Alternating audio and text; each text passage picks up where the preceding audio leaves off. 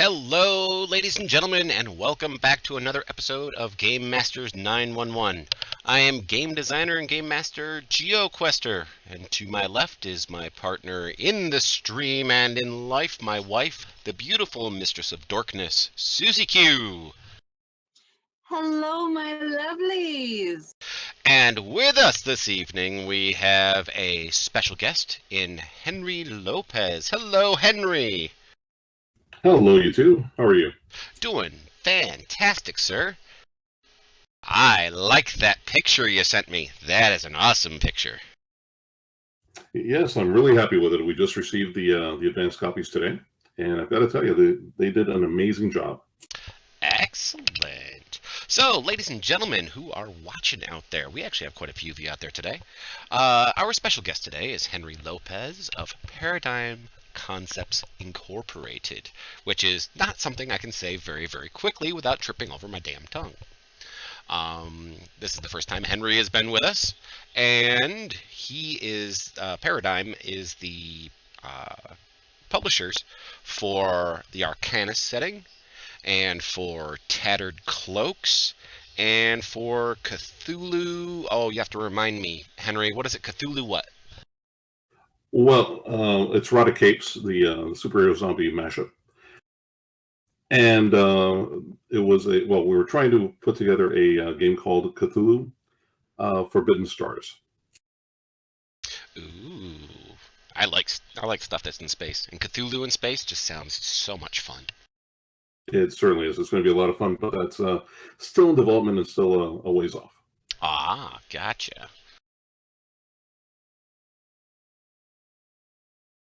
We did. We published Witch Hunter, and we did very well with it.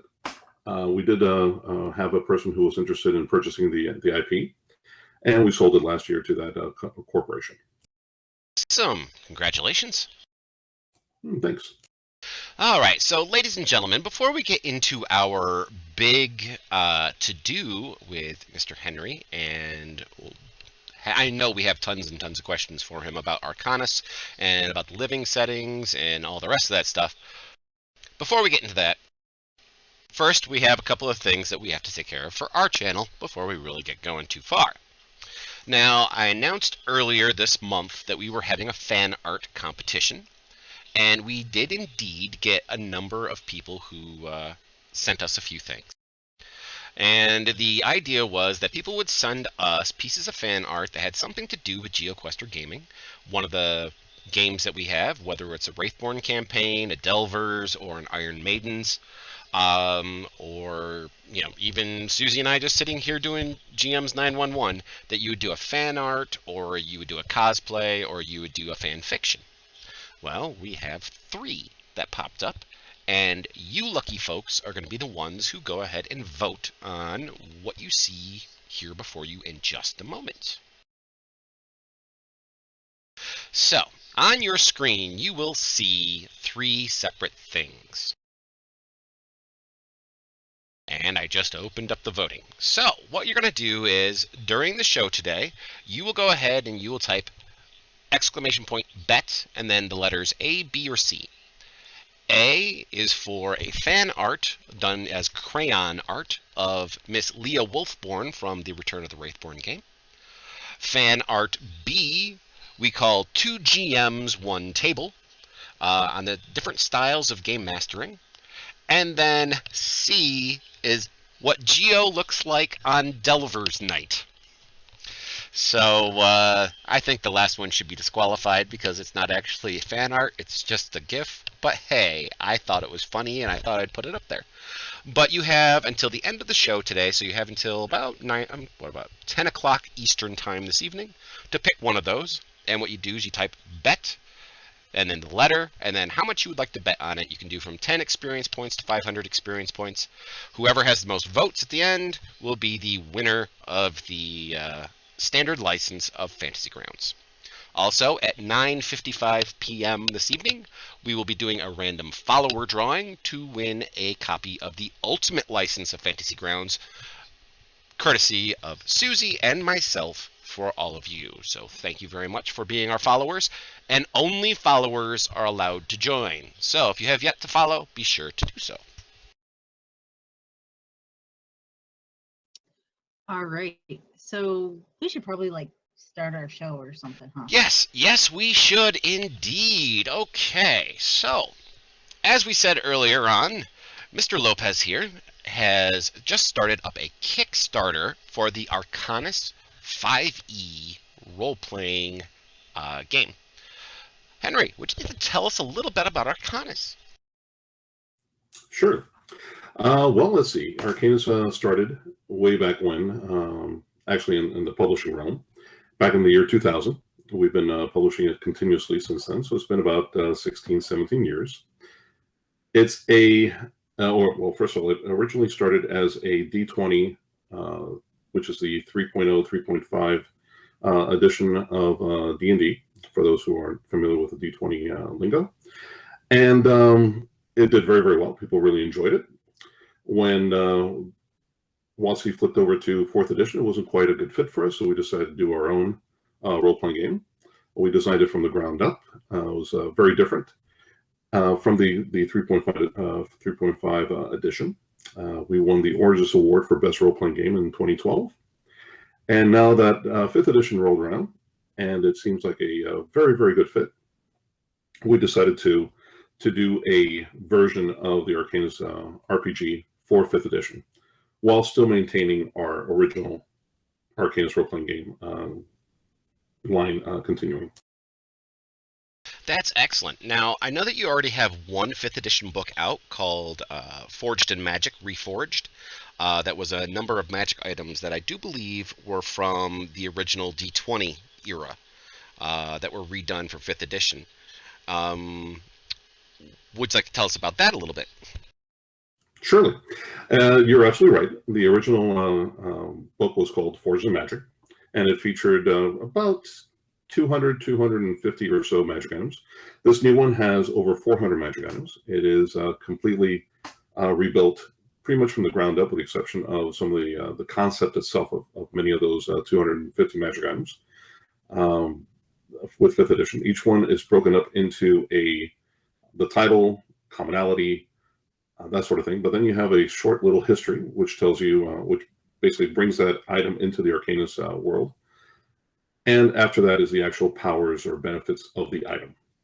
Like I said, there's about 450, I think it's 453 or 458, I don't remember exactly off the top of my head, items that are in there. Plus, we have a new rune system that's very interesting, and a special character class called it's a warlock archetype called the Azzara. Yep. I had purchased Forged in Magic, oh good lord, probably about 2 weeks ago, so I could take a look at it. Yep. And so when you sent me the link today, I was like, huh, well, thank you for that, but I've already got that. Well, I appreciate your support, nevertheless. We're a small company, so every little bit helps. Oh, yeah, yep. I definitely remember you guys from back in the day when I was a freelance designer for D20, for Goodman Games, and for a number of other companies. So I definitely remember you guys. I remember visiting with you guys at Gen Con and sitting down and chit-chatting during things like Mortality Radio. Never forget Mortality Radio. I actually, now that you mentioned it, you're right. I do remember you from those halcyon days. Those were pretty fun. The 20 years were pretty exciting, pretty hectic. Yeah, they were. They were, definitely. So I know that the Arcana setting, I mean, I've gotten to see the living setting for nearly 20 years at this point. Why don't you, I know it's like a dark fantasy style, and you have things like a Roman era kind of location in there and that kind of stuff. I know that 5th edition has a lot of new rules involved with it. How are you making the Shattered Empires fit into the new 5th edition rule system? Do you have new archetypes, new races? Well, first of all, you're absolutely right about the setting. The setting is dark fantasy. It's dark epic fantasy, as I like to call it. The stories that we tell are continent spanning. Not every adventure has to do with saving the world, but there are lots of very interesting adventures where you're perhaps defending a city or attacking a city, which is where we have the battle interactives at Origins and Gen Con. We feature those kind of stories. But each and every story does have some sort of implication to the campaign, big or small. Now, in answer to your question, how do we fit Arcanus into the 5e world or the 5e rule set? As a third-party publisher, we're required to use what's called the SRD, which is, I'm sure you remember that from the old OGL days. Oh yes, definitely. Now, the SRD doesn't have all of the archetypes, for example, that we're allowed to, or that we can use. Therefore, we had to create a whole slew of them. We had to actually do a lot of finicking around with the classes in and of themselves. Some very, very small cosmetic issues, while others became complete rewrites because, for example, the way that magic works, the fact that we have psionics intricately as part of the world. So we had to make, or when we say we, it's not me. I'm the story guy. I'm not the mechanics guy. But the design team that we have working on it had to really work very hard to make it happen. But where everybody seems to be very pleased with the results. Can you give us a few examples, maybe, of some of the new archetypes? Sure. Let's see. We have. Putting me on the spot here. the top man. Let me see if I can find a quick idea. But for example, let's see. We have the warped one for the what we call the Fury, which is the barbarian class. The barbarian for us is a culture instead of what you would call a class. And as you said, our world is based off of a Romanocentric kind of a flavor rather than being European medieval. It's more like ancient Rome and those antique days of antiquity. So being called a barbarian is something that's not good. Therefore, we slightly changed the name and made it a Fury. That's one of the cosmetic changes that we made. And one of those archetypes is called the Warped One, which is your ability to actually physically change your body, making it larger, more powerful as you enrage yourself and going into battle and whatnot. That's very interesting.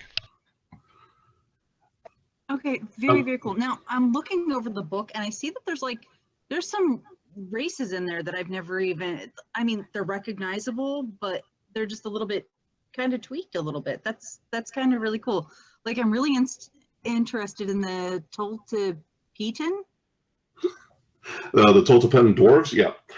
First of all, let me, if I may tell your listeners, we do have a free PDF called the Arcanus Primer, which is a 60-page document that gives you an overview of the world setting as well as some of the basic rules, and it does go over each of the major races for Arcanus. And you're absolutely right. When we first started developing the world, we understood that it was a D&D setting. However, I had an original vision of what Arcanus was, so I had to marry the two. So, for example, the dwarves, which I personally like the dwarf race, I had some questions about that race. Like, for example, why does a race that's at the most 5 feet tall live in these cavernous chambers with ceilings that go up 20, 30, 40 feet? And why do they have this penchant for continuously creating magic items? That would be a good thing to answer, yeah. So I tried to answer this question. So in Arcanus, there was a race called the Celestial Giants. And the Celestial Giants were in this life and death struggle with true dragons. The dragons of Arcanus are not the standard dragons. They're kind of like the world shattering, or I should say the city shattering dragons like Smog, the ones that go in and level mountaintops and destroy whole towns. So they were in a life and death struggle. The glory or the golden age of mankind, called the Imperium of Man, was in shambles. And according to myth, the gods, quote unquote, the pantheon of man, came down, and the head of the pantheon, a Zeus figure called the Lear, struck a bargain. He says, we will defeat these dragons for you. In exchange, you will shepherd mankind until it can get basically back on its feet. They agreed. The dragons were vanquished through this long war, and eventually the Celestial Giants began to kind of like help mankind out of the Dark Ages. However, a few decades into it, they decided, you know what? The gods are gone. Why are we helping these little puny humans? They should worship us. And so they enslaved mankind for a short period of time until the gods got wind of it, came down and laid a curse upon them.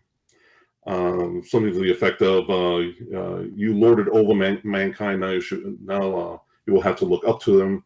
Yllir is also the sun god, so it said that you shall have to hide yourself, your face in shame from me, which is why they live underground. And then we have another god of the pantheon, Sarish, which I kind of call like the used car salesman of the gods, made the dwarves a deal.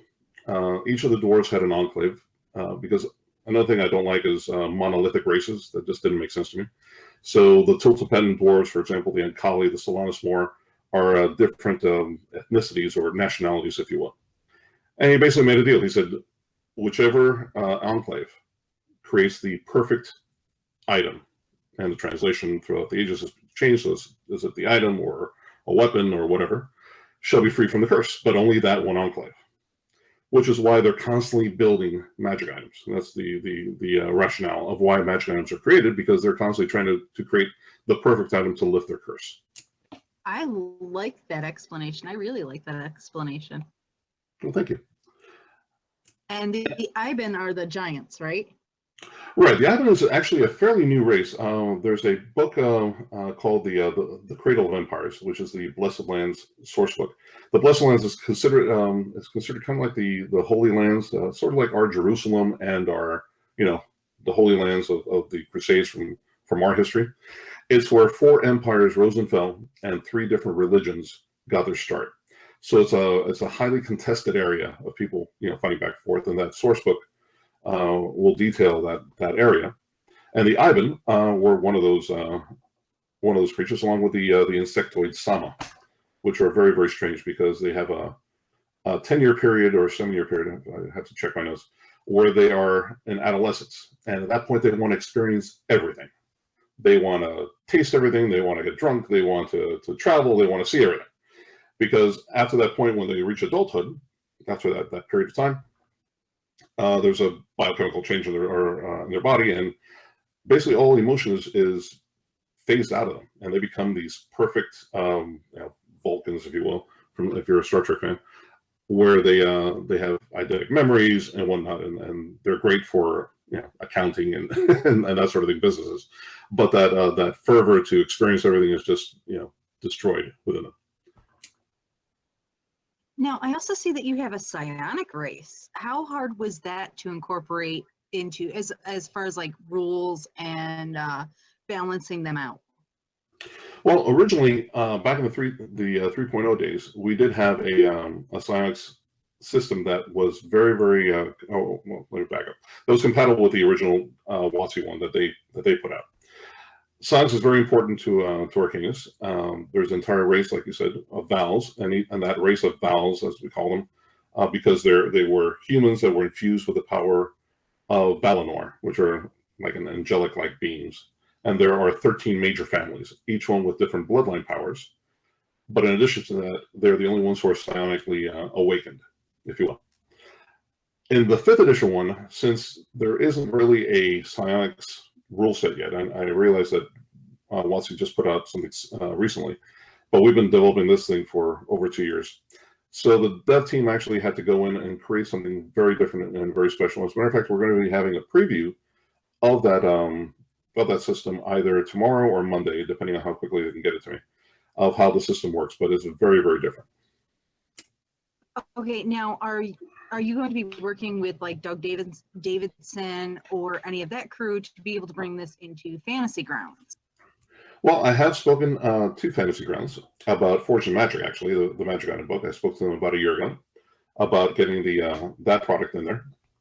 I mentioned Arcanus to them. They said they would be interested in reviewing it when the product was done. So we'll just have to wait when the book is done and we can get it over to them. Ooh, ooh, ooh. I can't wait. For my GMs out there, just so you know, if Arcanus comes to Fantasy Grounds, you can put me at the top of your list as a player, because I'm really loving this system already. And I'm sorry. Go ahead, Henry. No, I'm sorry. Go ahead. Yeah, speaking of being able to play and stuff like that, is there a way that we can go ahead and start playing Arcanus now while we're waiting for the big book to come out? Absolutely. As I mentioned previously, there's that 60-page primer that gives you all the information that you require. You can download that from RPG Now /DriveThruRPG or from our Living Campaign website, which is www.livingarcanus.com. It's very simple. And you can go to the document section and you'll see where it says Arcanus Primer.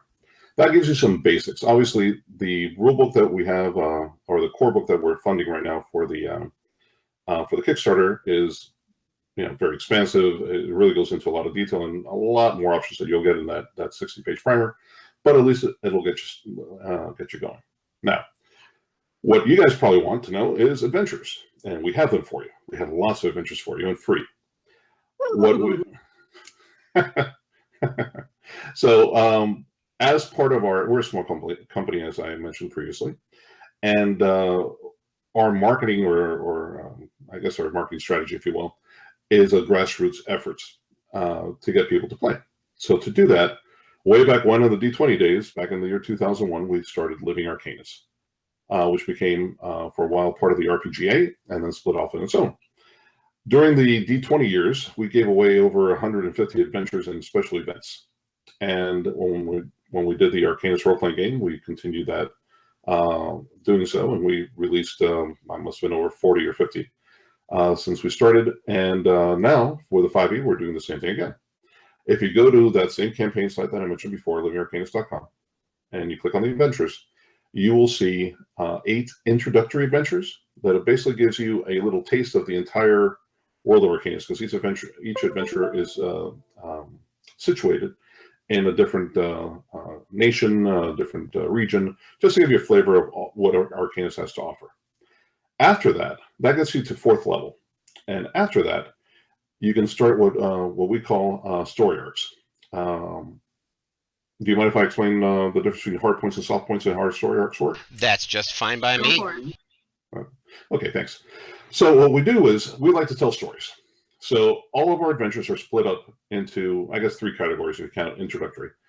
But once you put that out of the way, everything is a hard point or a soft point, HP or SP.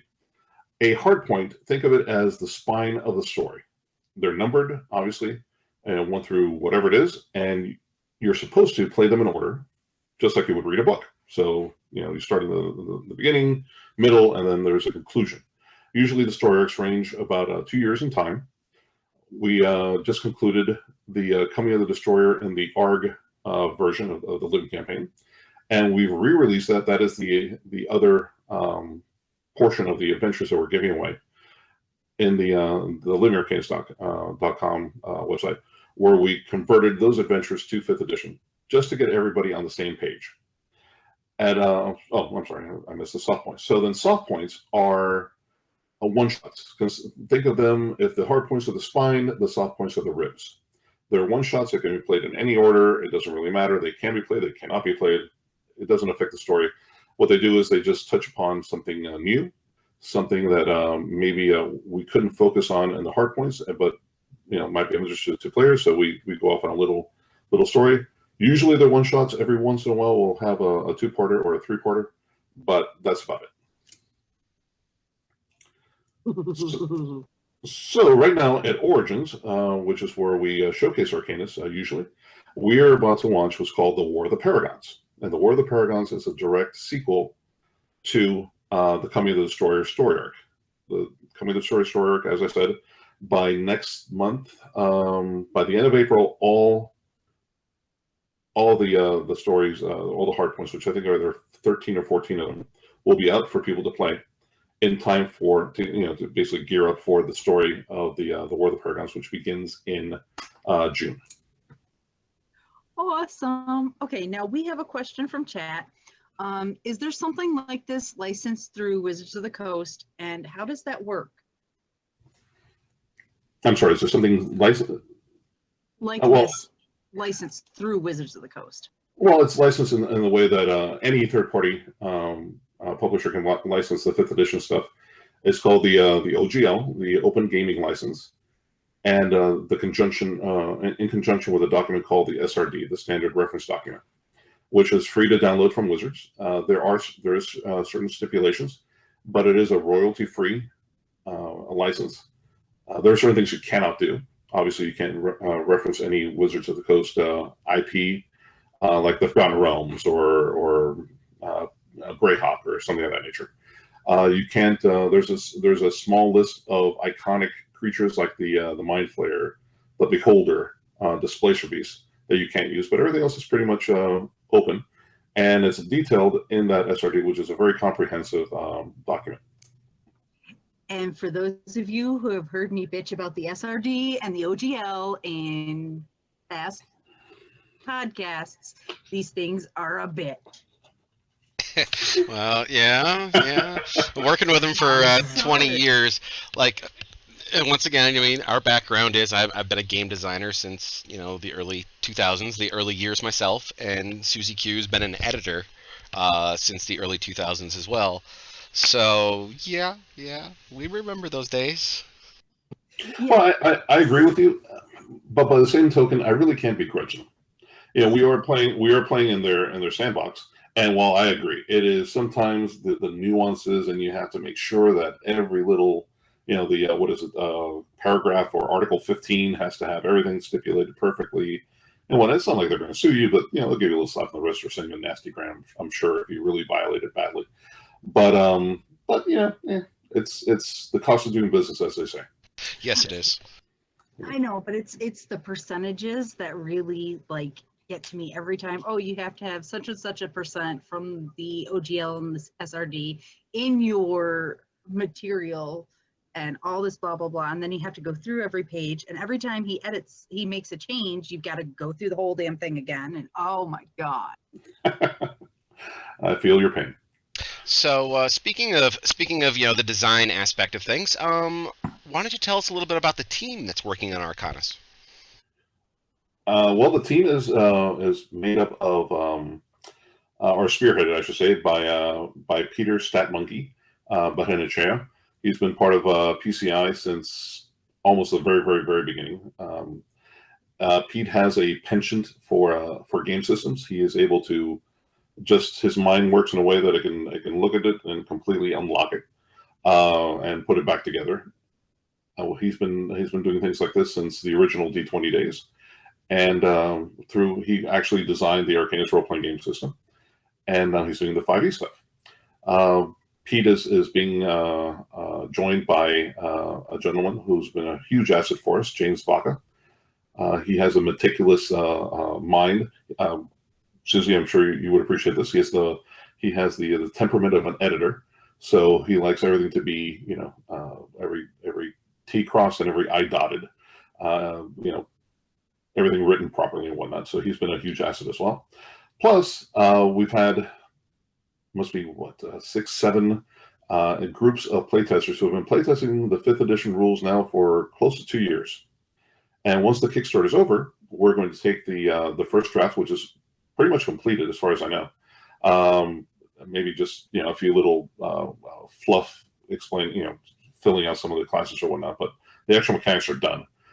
And we'll be sending that out to the entire backers, all the backers, for them to play test it themselves and give us feedback before we actually print the book.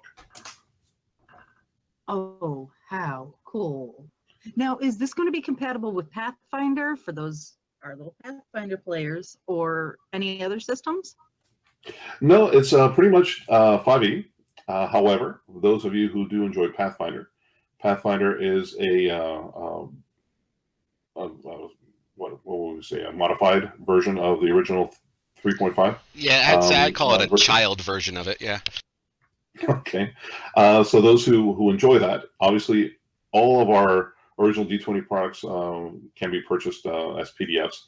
All of them are out of print by now, but they can still be purchased as PDF, and I believe there's options to get them printed and whatnot if they wish.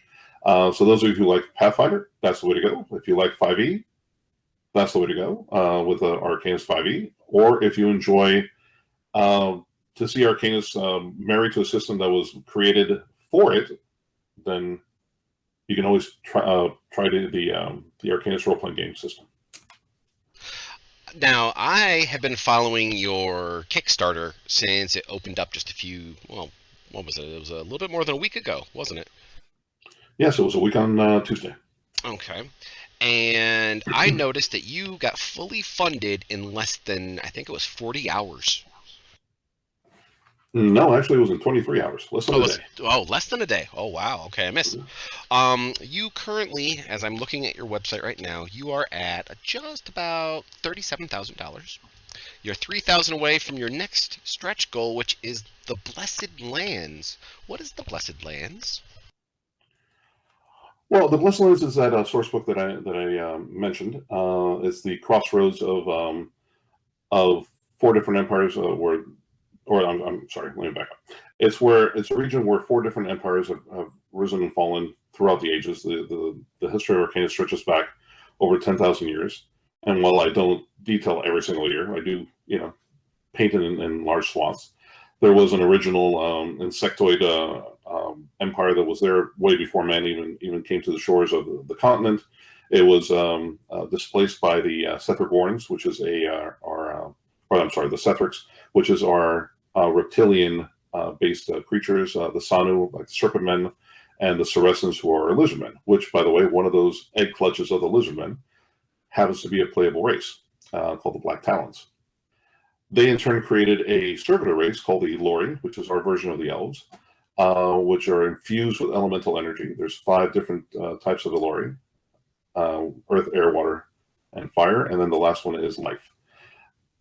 They eventually overthrew their masters, the Sethrix, and built up their own empire, which was in turn eventually overthrown by man when the human pantheon basically ate the the Elori gods. Not really ate; they absorbed them.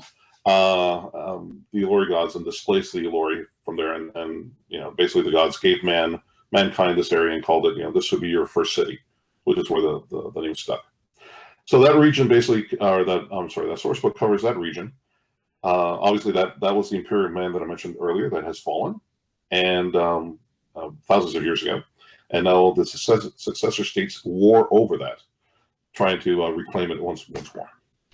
And that's going to be a separate PDF under itself. So basically, as each one of these stretch goals is reached, all of these additional PDFs, like the Sorceress Pacts, Disciples of Heresy, and the Blessed Lands, those are all going to be additional PDFs that they get, like other books that they get on top of their order for Arcanus.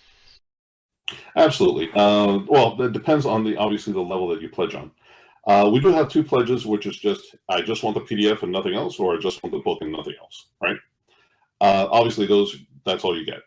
But if you did choose the ones that have the PDF collection, not only will you receive from the get-go our entire library of, or just about our entire library of D20 products in PDF format, but each and every book that's unlocked, like the Sorcerer's Pacts, like the Blessed Lands, like Disciples of Heresy, on and on, you'll receive those for free.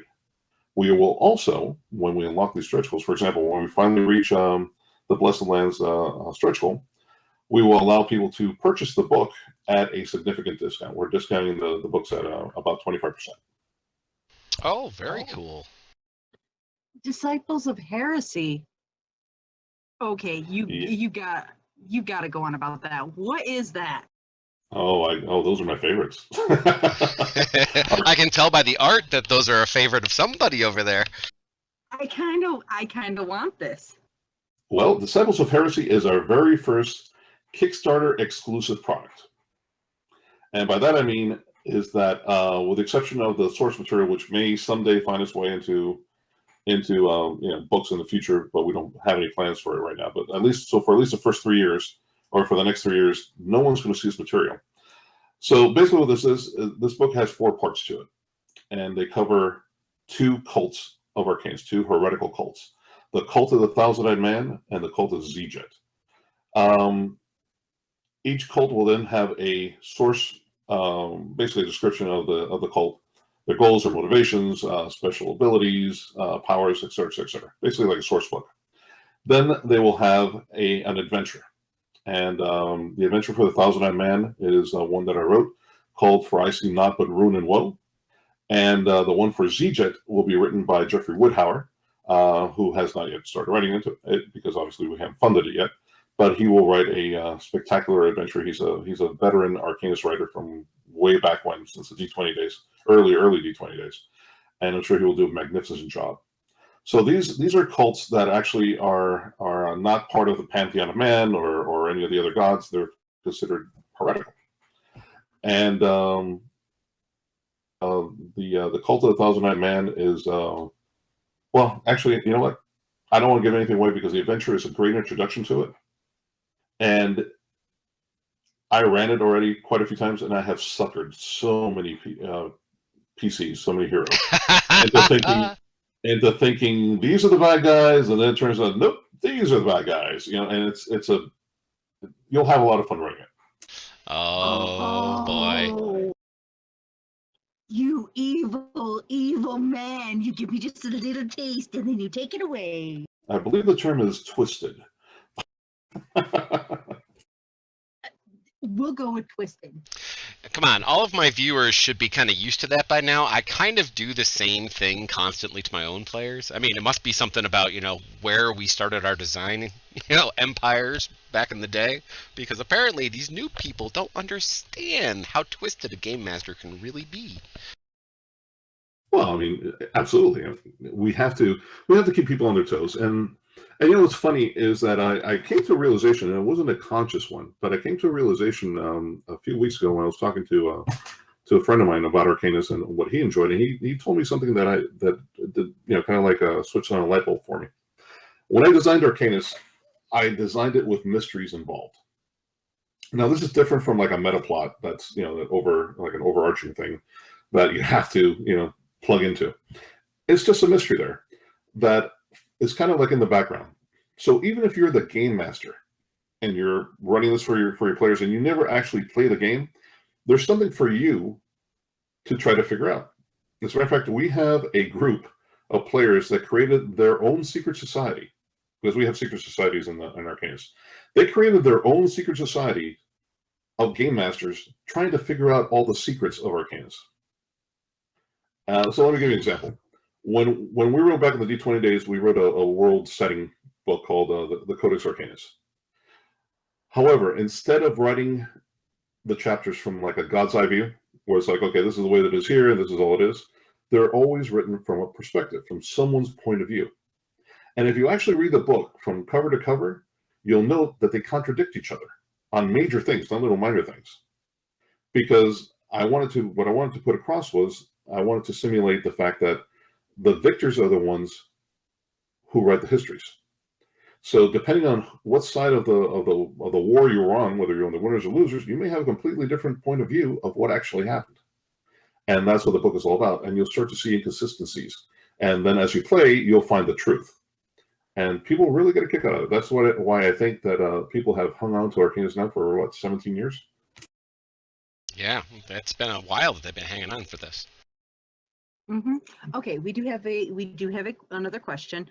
There's a video game series called Zero Escape where 9 people are trapped in an unknown location and they have to solve a series of puzzles to escape. Do you think that something like that would work well in this world? Well, I'm of the belief that you can make just about any story work. So how would that work in Arcanus?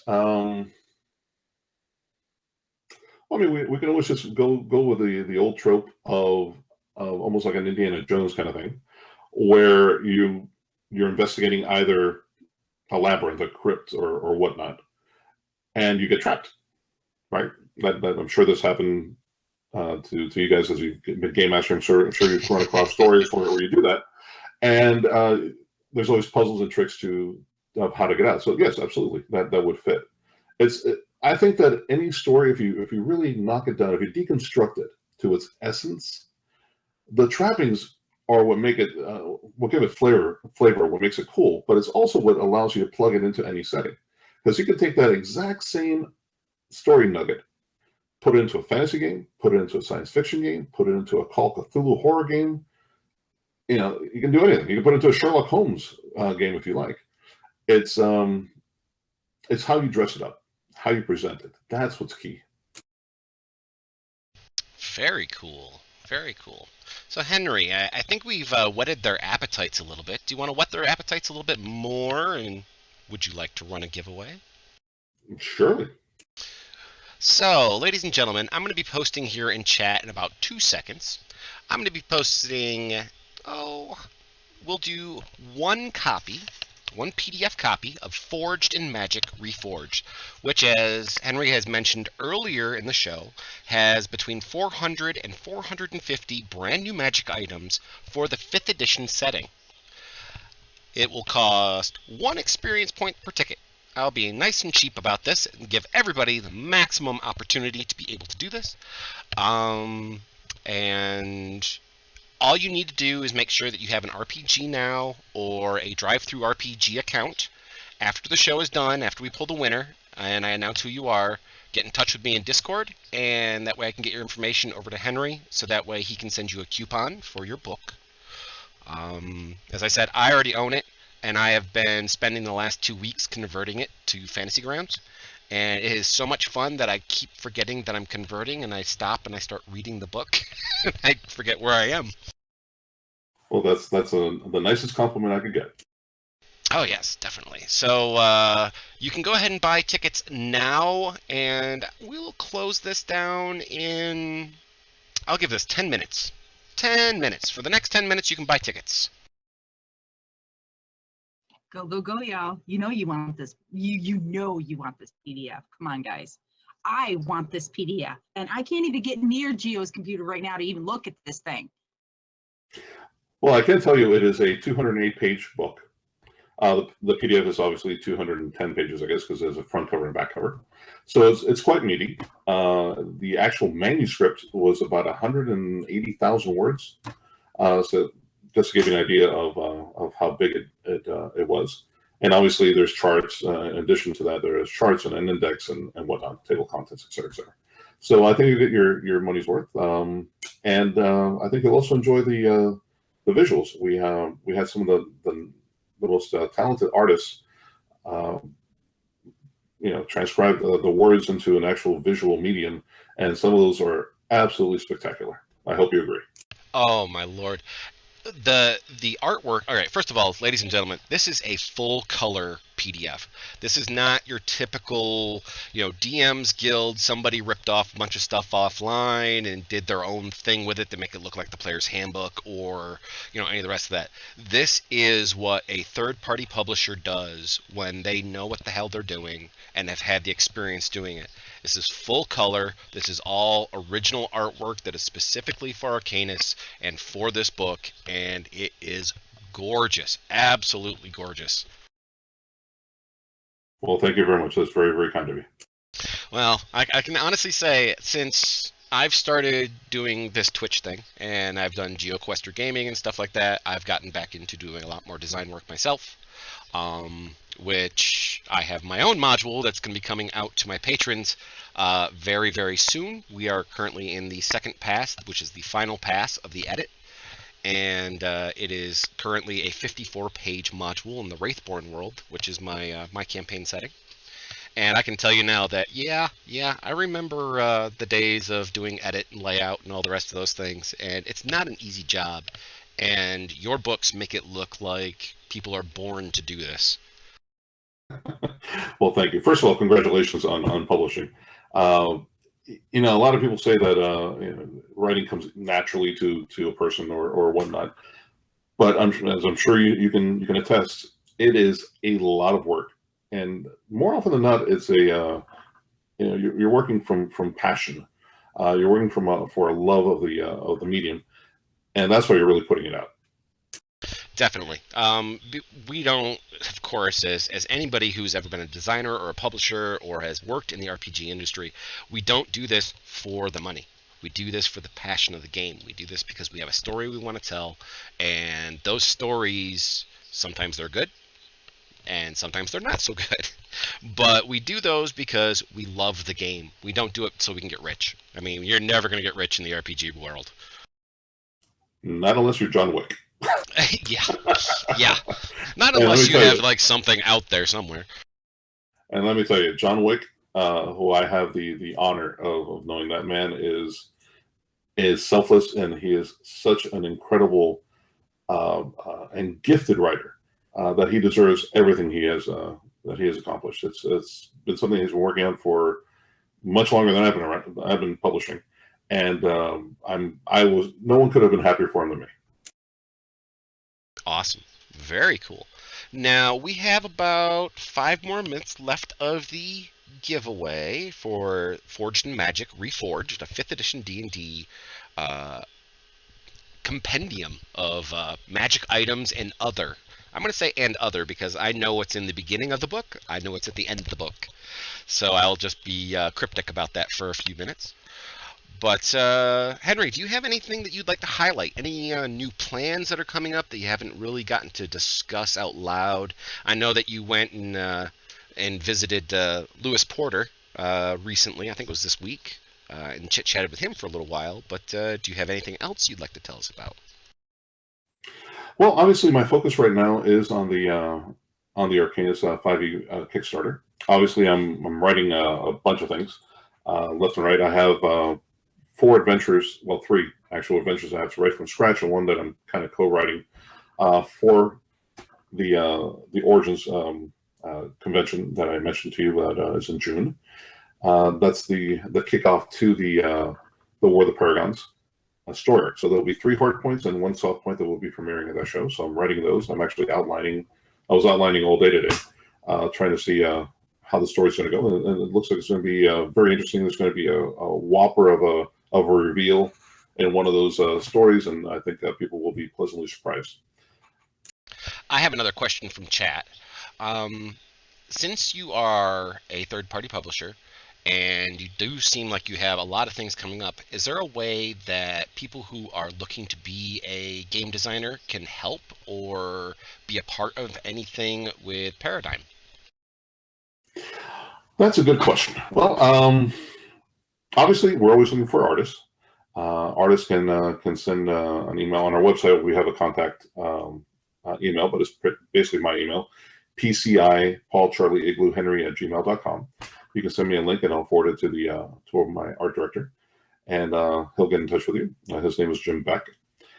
Writers, we're always looking for writers. As a matter of fact, we're looking for writers for the Living campaign, as well as designers who know 5e very well. There's lots of adventures that I have written or others have written that for whatever reason they didn't furnish the stat blocks, for example. So I'm looking for somebody to help out with the stat block writing and whatnot. So if you're interested, send me an email at that email address that I just mentioned, pcihenry@gmail.com, and we'll see what we can do. Excellent. Very good. All right, so ladies and gentlemen, what I'm going to do is I'm going to post up one more time our fan art giveaway. You have just a few more minutes left on that. You have 2 more minutes left on betting on this. You have 2 more minutes left on purchasing tickets for Forged in Magic Reforged, the 5th edition Dungeons & Dragons Arcanus flavored compendium of magic items and other stuff, which is going to be provided by Mr. Henry Lopez of Paradigm Concepts.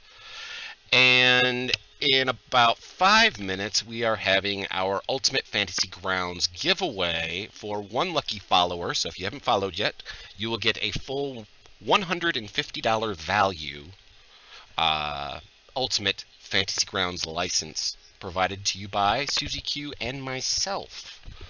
So if you haven't followed, be sure to follow. It's the only way to join this giveaway is to follow.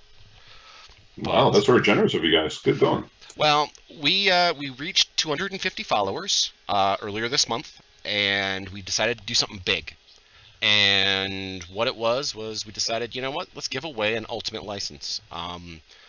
Fantasy Grounds sponsors us, so we are able to give away a standard license every month anyway. So we wanted to do something special just to say thank you to everybody. I mean, we pretty much hammer down the idea that we love Fantasy Grounds around here. As I said, I've been working on converting Forged in Magic into Fantasy Grounds so that way I can use it in my campaigns online. I've been working on some of the Living Arcanus stuff because during Phase 3, which Susie Q will have an announcement about here at the end of the show, during Phase 3, one of the things that we're going to be doing is we're going to start taking part in more of the Adventure League and Living Arcanus and those kinds of things. So as many possible people who want to play all these different games are able to play them. Fantastic. Thank you. Oh, definitely. Yeah. And it's been fun converting things. As I said, sometimes I stop when I'm doing and I have to stop and read it and, go through it and go, what would I do here? And, what would I do there? So, all right. Well, let me say. Okay, I'm sorry. Go ahead. No, go ahead. Go ahead. No, I was just saying that Forge was an interesting. Since you're a writer, I was just going to share this with you. Forge was an interesting writing exercise because it's almost like creating 400 different stories that have nothing to do with each other, because each magic item has some sort of history, some sort of story. So I was trying to make it entertaining. So basically, try to tell a story in about 200 to 300 words, 450 times. Go. Wow. And it took a while, but I'm very, very happy with the time we took. And obviously, I didn't write it all. I also had some help from Jeffrey Woodhart, who did a lot of the flavor text as well. So I was very, very happy with it.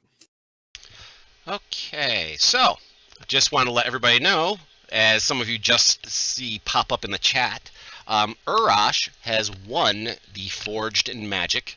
I will also let everybody know we had a total of 17,000 tickets purchased for Forged in Magic. And not just by one person. I mean, that was a lot of tickets that people bought. So Forged in Magic, Reforged is going to be going to Urash. Urash, be sure to get me your information. Actually, I already know what your email address and stuff is, but make sure you have a drive-thru or an RPG Now account. And then email me or message me in Discord, and I'll give it over to Henry, so that way he can do that. Let's see. Our next contest is done at this point. Let's go ahead and close this one up. Now, as all of you see down there at the bottom, there is A, which is the Leah fan art, B, which is the 2 Game Masters 1 table fan art, and C, Geo on Delver's Night fan art. And our winner for this one is the Leah fan art. So congratulations, you'll be winning. I will message this person later. I'm not going to say their name out loud, but I will message this person later and let them know they have won a standard license copy of Fantasy Grounds. And for all of you who chose it, have some experience points, because you all just chose the winner. So congratulations on that. Oh boy, we are less than a minute away from the Ultimate Fantasy Grounds license giveaway. This is going to be fun. All right, so I know, this is going to be great. Oh boy, we have 312 tickets, quote unquote tickets, that we get to choose from. Ooh. Let me put this in my handy dandy random number generator. Okay, so of these, I think it is roughly 270 people are followers. The extra tickets come from patrons. As different patron levels, you would get additional tickets, so you have a higher opportunity of winning, but everybody has an opportunity to win. What I'll do is I will go ahead and I will pull the name, and when I pull the name, I will contact you via Twitch. And you have 48 hours to respond. If you do not respond in that 48 hours, we will pull a new name and go on to the next person. So, in our random number generation, we end up with the number 76. Number 76 is, and this all goes alphabetically, the person who wins is Go Alexander. I will be messaging you in Twitch.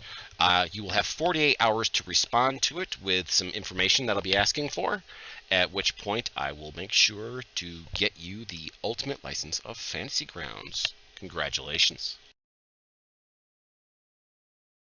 Woot woot. Congratulations, guys. Wow, that's a lot of giveaways today. Let's see. We've given away a standard license copy of Fantasy Grounds, an ultimate license copy of Fantasy Grounds, and a Forged in Magic Reforged today. What else could we give away? Could there be possibly anything else? Well, maybe we should get to my announcement then. Maybe we should get to your announcement. All right, my lovelies. We are proud to present Phase 3 of GeoQuester Gaming. We have now unlocked new Patreon awards and new content that's available to everyone. Starting with last night's Delvers game, Geo will be uploading a PDF and Fantasy Grounds bundle of the adventure the week after to the GM's Guild. So that means you play on a Wednesday, that next Friday, so 1 week and 2 days later, you will have it uploaded to the DM's Guild, where you will be able to purchase it and run it on your own table. This includes all the maps, monsters, traps, encounters, everything that happened in that Delvers is going to be yours. Starting April 1st, yes, no lie, April 1st, we are opening 3 new Patreon levels. There'll be Playtester, Delver, and Master Adventurer. Okay, now the Playtester level will open new content for you to playtest. Currently, Iron Maidens and World of the Wraithborn Player's Guide documents. You get to choose one of these campaigns to support at Playtester level. You don't get both of them, you only get one. Epic Adventure Patreons, our current top tier, will also get one of these campaigns as part of their subscription. Now, Delver level Patreons will receive every Delver Society PDF FG mod as they are uploaded to the DM's Guild. And finally, the Master Adventurer level is the existing Epic Patreon level with all the Delver modules and both campaigns included. All of this, reminder, all of this will be available as of April 1st. No, this is no joke. Seriously, as of April 1st. And we will be in touch with all the Patreons with additional details. I can't believe she said that in almost all one breath.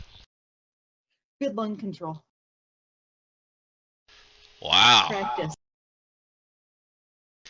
And for the rest of you who've been asking questions about it, Sepulchre of the Ash Priest is a 54-page Dungeons & Dragons 5e module that I have written for the World of Wraithborn. It is the first full-length adventure module that I've produced for my patrons, and it will be available to the Epic level patrons as soon as the second pass edit is complete, and which should be in the next few days. Other than that, in order to have access to that one, you will need to have at least the Delver level, which I will upload the module to that after April 1st as well. This will never go on to Drive-Thru. This will never go on to DM's Guild or any of the rest of those things. This is only for patrons, and it will never see the light of day ever again after this has been put up. Other than that, unless anybody else has any more comments or questions for either myself or Susie Q or Henry, I think we are about done for the evening. That we are. Alrighty, so viewers, thank you very much for coming by and watching and enjoying all of the different giveaways we've had tonight. Thank you, Henry, very, very much. From myself, from Susie, and from our viewers, thank you very much for coming by and letting us know more about Arcanus. No, thank you. I really appreciate the invite and your patience in letting me figure out how to set this thing up. But thank you very much. I do appreciate it, and I hope everybody enjoyed it. Oh, not a problem. Thank you. I mean, I'm looking forward to having some living Arcanus here in the very, very near future, which I will, of course, be putting up here on Twitch. It'll be a part of my schedule here very, very soon, and I will update you to let you know when we're doing it, just in case if you want to watch any of the episodes and critique on how we how we do things around here. I would love to do so. Thank you very much. Yep, thank you. And ladies and gentlemen, that is it for our stream for tonight. I'd like to thank everybody for coming, and we will see you all next time.